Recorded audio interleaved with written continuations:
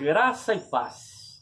Seja bem-vindo, seja bem-vinda a mais um culto da Faculdade de Teologia. Em tempos comuns, estaríamos lá no edifício Ômega, celebrando ao Senhor, todos juntos, unidos, celebrando o nome do nosso Deus. Neste tempo de pandemia, temos utilizado as redes sociais, utilizado essa plataforma do YouTube para celebrarmos juntos. Então você, através desse espaço que estamos aqui, espaço da internet, é acolhido com muito carinho. Hoje queremos que a graça do Senhor nosso Deus esteja sobre a sua vida. Vamos ouvir o que diz a sua palavra? Ouçamos a voz de Deus. Bíblia Sagrada, Êxodo 14, de 19 a 31. Leiamos. Então o anjo de Deus, que é diante do exército de Israel, se retirou e passou para trás deles. Ia entre o exército dos egípcios e o exército de Israel. A nuvem era escuridão para os egípcios, mas iluminava a noite para o povo de Israel. Assim que, durante toda a noite, os dois exércitos não puderam se aproximar. Então Moisés estendeu a mão sobre o mar, e o Senhor pôs um forte vento leste que soprou toda aquela noite, fez com que o mar se retirasse, tornando-se terra seca, e as águas foram divididas. Os filhos de Israel entraram pelo meio do mar em seco, e as águas foram com muralha à direita e à esquerda deles. Os egípcios que os perseguiam entraram atrás deles, todos os cavalos de Faraó, os seus carros de guerra e os seus cavaleiros, até o meio do mar. Na vigília da manhã, o Senhor, na coluna de fogo e de nuvem, viu o acampamento dos egípcios e criou alvoroço no acampamento dos egípcios. Emperrou as rodas dos carros dos egípcios, fazendo com que andassem com dificuldade. Então os egípcios disseram: vamos fugir da presença de Israel, porque o Senhor está lutando por eles contra os egípcios. O Senhor disse a Moisés: estenda a mão sobre o mar, para que as águas se voltem para os egípcios, sobre os seus carros de guerra e sobre os seus cavaleiros. Então Moisés estendeu a mão sobre o mar, e o mar, ao romper da manhã, retomou a sua força. Os egípcios fugiram de encontro a ele, e o Senhor jogou os egípcios para dentro do mar. As águas voltaram e cobriram os carros de guerra e os cavaleiros de todo o exército de Faraó, que os haviam seguido no mar. Nem ao menos um deles escapou com vida. Mas os filhos de Israel caminhavam a pé enxuto pelo meio do mar, e as águas lhes eram quais muralhas, à sua direita e à sua esquerda. Assim o Senhor livrou Israel naquele dia das mãos dos egípcios. Israel viu os egípcios mortos na praia do mar. E Israel viu o grande poder que o Senhor havia usado contra os egípcios. E o povo temeu o Senhor e confiou no Senhor e em Moisés, seu servo. Convido vocês para cantarmos juntos o hino 350.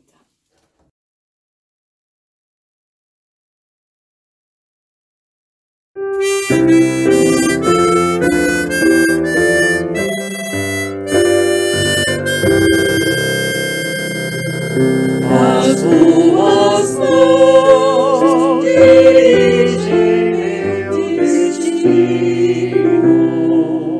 ó Deus de amor, não é que seja assim. Teus são os meus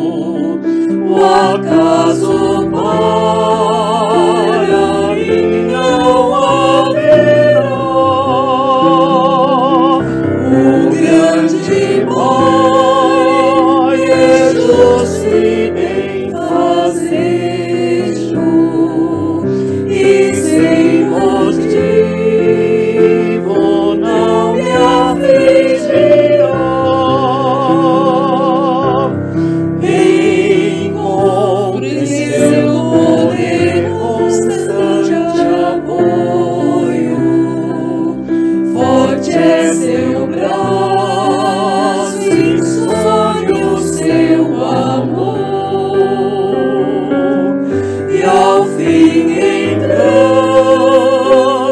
na cidade eterna. Eu louvarei meu guia e Salvador.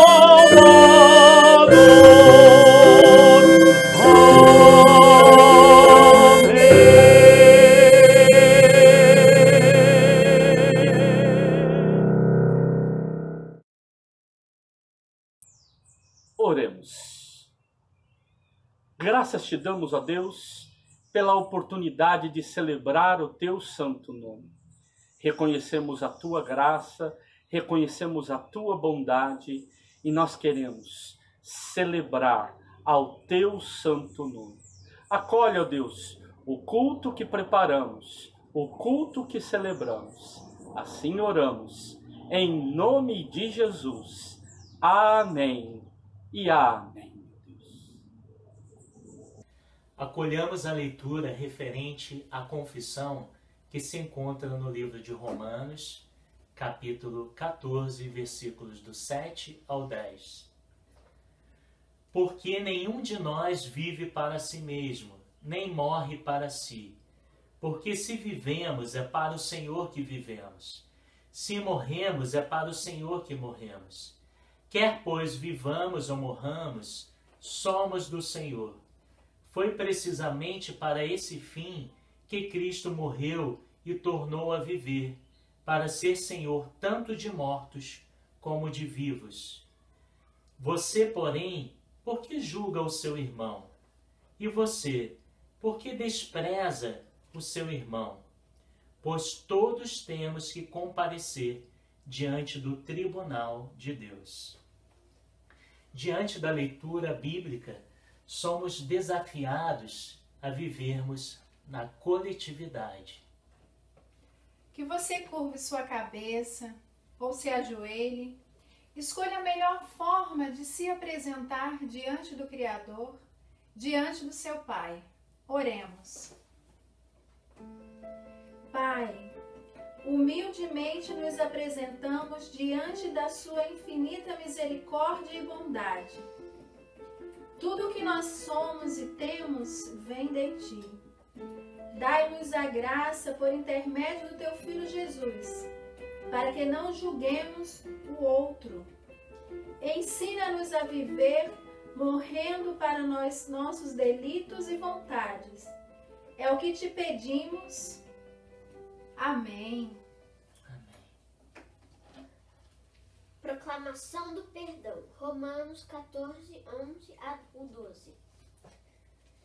É isto o que as Escrituras Sagradas dizem.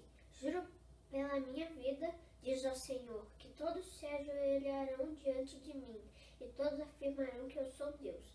Assim, cada um de nós prestará contas de si mesmo a Deus. Certamente, você sentiu o perdão do Senhor. E isso é motivo de grande alegria.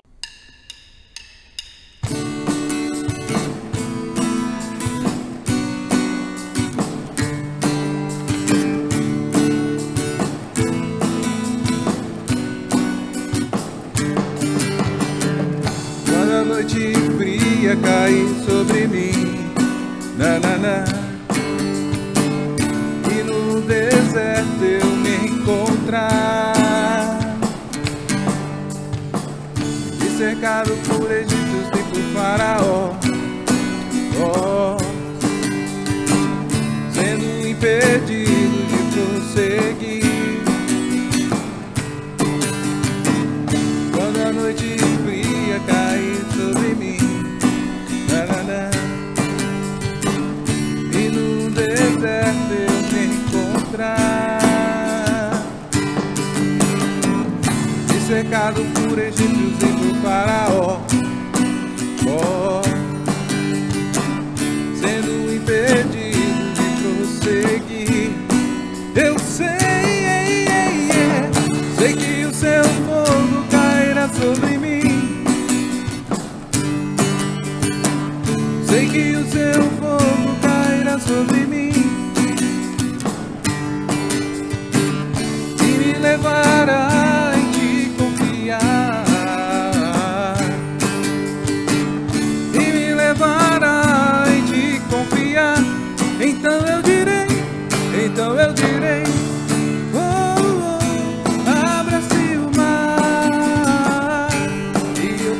passarei pulando e dançando em sua presença. Então eu direi, oh, oh, abra-se o mar, e eu passarei pulando e dançando em sua presença. Por isso eu pulo, pulo, pulo, pulo, pulo na presença do Rei. Por isso eu danço, danço, danço, danço, danço na presença do Rei.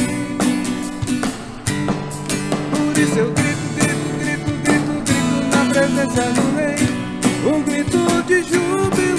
Por isso eu corro, corro, corro, corro, corro na presença do Rei. Então eu direi, oh, oh, oh, abra-se o mar, e eu passarei pulando e dançando em sua presença. Então eu direi, oh, oh, abra-se o mar, e eu passarei pulando e dançando em sua presença.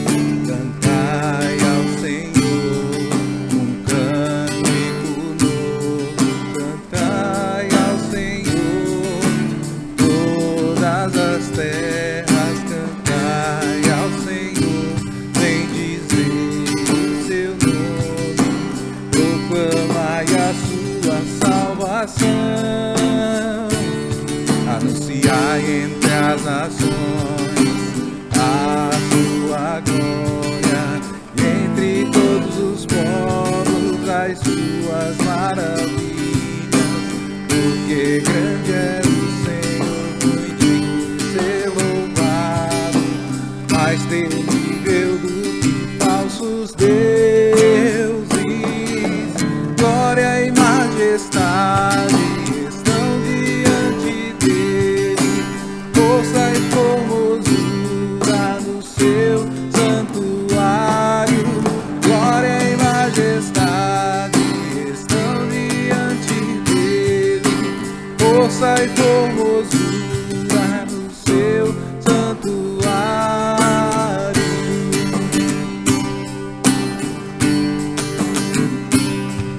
Cantai ao Senhor um cântico novo, cantai ao Senhor todas as terras, cantai ao Senhor, bendizei o seu nome, proclamai a sua salvação, anunciai entre as nações a sua glória, entre todos os povos as suas maravilhas, porque grande é o Senhor, muito digno de ser louvado, mais temível do que falsos deuses. Glória e majestade estão diante dele, força e formosura no seu santuário. Glória e majestade estão diante dele, força e formosura no seu santuário.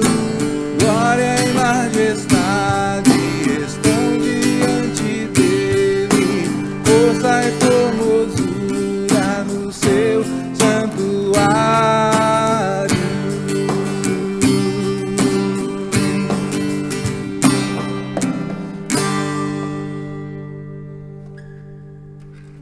Caros irmãos, queridas irmãs, o texto para a reflexão, a mensagem deste culto se encontra no Evangelho de Jesus Cristo, segundo Mateus, capítulo 18, versículos 21 ao 35.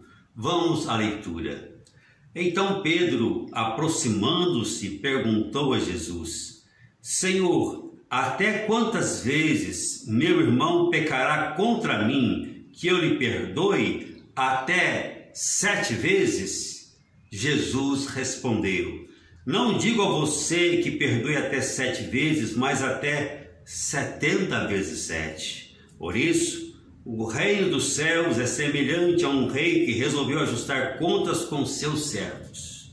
E passando a fazê-lo, trouxeram-lhe um que lhe devia 10.000 talentos. Não tendo ele, porém, com que pagar, o patrão ordenou que fossem vendidos ele, a mulher, os filhos e tudo que possuía, e que assim a dívida fosse paga. Então o servo, caindo aos pés dele, implorava: tenha paciência comigo e pagarei tudo ao Senhor. E o senhor daquele servo, compadecendo-se, mandou embora e perdoou-lhe a dívida. Saindo, porém, aquele servo encontrou um dos seus conservos que lhe devia 100 denários. Agarrando-o, começou a sufocá-lo, dizendo: pague-me que você me deve. Então o seu conservo, caindo aos pés dele, pedia: tenha paciência comigo e pagarei tudo a você. Ele, porém, não quis perdoá-lo, pelo contrário, foi e o lançou na prisão até que saldasse a dívida. Vendo seus companheiros o que havia acontecido, ficaram muito tristes e foram relatar ao seu senhor tudo o que havia acontecido. Então o senhor, chamando aquele servo, lhe disse: servo malvado, eu lhe perdoei aquela dívida toda porque você me implorou. Será que você também não devia ter compaixão do seu conservo, assim como eu tive compaixão de você? Indignando-se, o senhor entregou aquele servo aos carrascos até que lhe pagasse toda a dívida. Assim também, disse Jesus, o meu Pai, que está no céu, fará com vocês, se do íntimo não perdoarem cada um a seu irmão.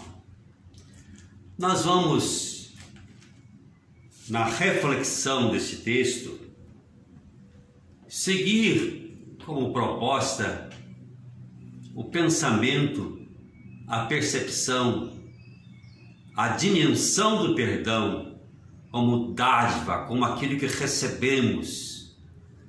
Paulo, no início de sua carta à comunidade de Éfeso, Efésios 1, versículo 7, ele afirma: nele, em Cristo Jesus, nós temos a redenção.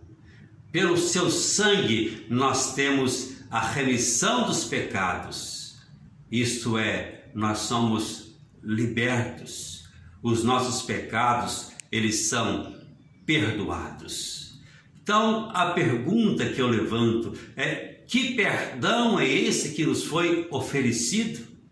É um perdão que excede a tudo que pela razão possamos então entender ou compreender, corresponde à maravilhosa graça de Deus. Além de nos oferecer o seu perdão, Deus ele quer cuidar de nós. De que maneira? Deus quer nos orientar. Esse é o objetivo primeiro da sua palavra, nos orientar para trilharmos o caminho da salvação. E faz parte deste caminho respeitarmos a convivência, respeitarmos os vínculos que temos com as pessoas que Deus colocou para conviver conosco, que nós chamamos de nosso próximo. E não somente que estão próximos de nós, mas somos desafiados e desafiadas a aprendermos a conviver com as pessoas que também são diferentes de nós. Pessoas que inclusive pensam diferentes, ocupam espaços diferentes e juntos e juntas somos conclamados a partilharmos das dádivas do Senhor e da sua criação.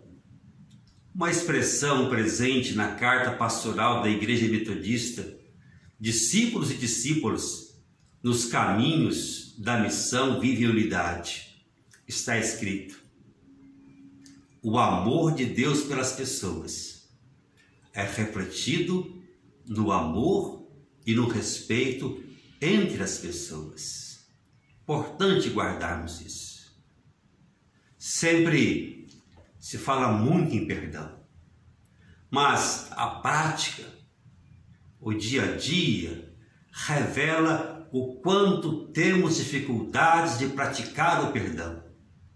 Frequentemente nós precipitamos, nós temos resistência em repensar, em retroceder, em criar pontos de reconciliação. E sem a prática da reconciliação entre as pessoas, a nossa reconciliação com Deus fica abalada. Tudo é uma questão de fé, crer e viver com coerência. É uma questão de termos ou não compreendido a dimensão do perdão de Deus. Então temos aí um grande desafio de todos aqueles e aquelas que assumem a vida como discípulos e discípulas de Cristo Jesus. É o de testemunhar, é o de transpirar a maravilhosa graça de Deus. Este é um dos grandes dilemas do nosso tempo, vivenciar a dinâmica da gratuidade. A percepção da outra pessoa, ela está se extinguindo. Como que as pessoas estão reagindo? É com ele, não é comigo, não é problema meu. É menos um para concorrer, inclusive é diferente de mim. Então o que nós precisamos de constantemente? Mudança de mentalidade. Isso se dá quando reconhecemos e vivenciamos a dimensão do amor de Cristo revelado na cruz. Este é o caminho a ser trilhado, no sentido de neutralizar a maldade e devolver ao mundo a esperança. Nós temos essa vocação de refletirmos a imagem de Cristo que traz esperança para o mundo. O apóstolo Pedro, nas suas indagações, perguntou para o Senhor Jesus: quantas vezes eu devo perdoar? E veio a resposta de Jesus: 70 vezes 7. Ou seja, perdoar com frequência, sempre que houver necessidade e ocasião. Não tem número certo, não tem precisão. Os rabinos do judaísmo, nas suas escolas, alguns ensinavam a perdoar 3 vezes, outros 4 vezes. Pedro, então, querendo ser generoso, perguntou para Jesus: qual é a sua meta, Senhor Jesus? 7 vezes? E a resposta foi clara e cristalina: é preciso estar aberto para perdoar sempre. Essa é a orientação da parábola que ouvimos. Devemos ver a história do servo malvado em conjunto com a pergunta de Pedro e a resposta de Jesus. Somente assim se entende o conselho que está aí presente no versículo 35, como está escrito: assim também o meu Pai que está no céu fará com vocês se do íntimo não perdoarem cada um ao seu irmão. Deus mostra o seu amor, Ele nos perdoa, mas Deus quer o perdão praticado entre as pessoas. Onde o perdão não é praticado, ali nos tornamos réus. E pela prática, pelas experiências da vida, podemos afirmar com muita segurança: a negação do perdão alimenta a tortura, desfigura os relacionamentos e desagrada a Deus. Deus não vai deixar passar batido ou simplesmente relevar posturas contraditórias. Quem não tem consideração por seu semelhante vai ter que enfrentar as consequências do seu coração duro, as consequências da sua maldade. Nas situações do cotidiano, para o senso comum, pedir perdão é encarado como sinal de fraqueza, como sinal de fragilidade. Vou mencionar uma história que ajuda a reforçar esse pensamento.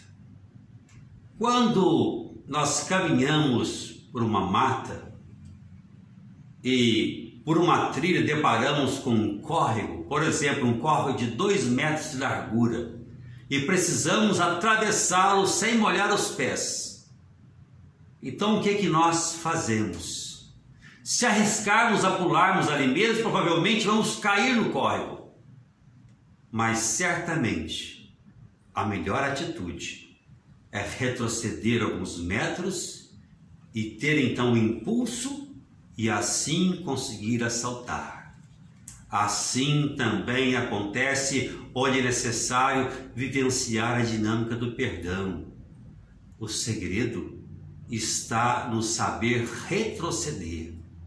Retroceder não é fraqueza, mas retroceder é sabedoria. Queridos irmãos e irmãs, não há relação humana, por maior e melhor que ela seja, que não tenha espaço para melhorá-la. E o caminho para isso é o caminho da reconciliação e abertura para o perdão. Nós estamos percebendo a curva ascendente de violência em nossa sociedade. A violência, ela sinaliza então que os cristãos estão precisando de ocupar o seu posto, de testemunhar o amor de Jesus Cristo.